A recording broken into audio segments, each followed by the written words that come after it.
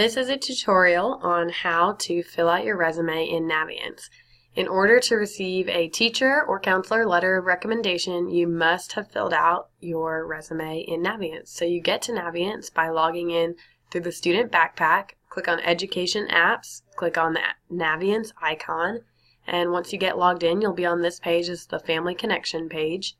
Click on About Me, and then go down and click on Resume, and here is where you'll fill in your resume.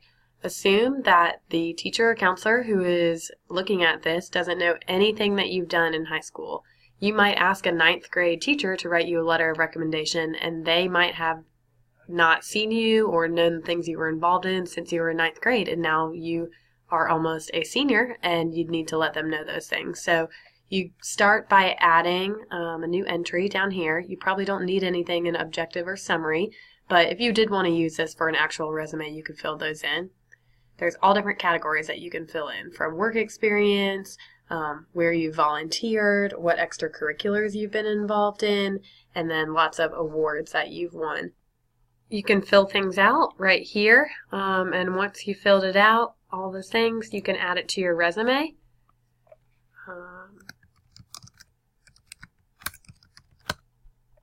We can say when we played football, all the way through, let's say.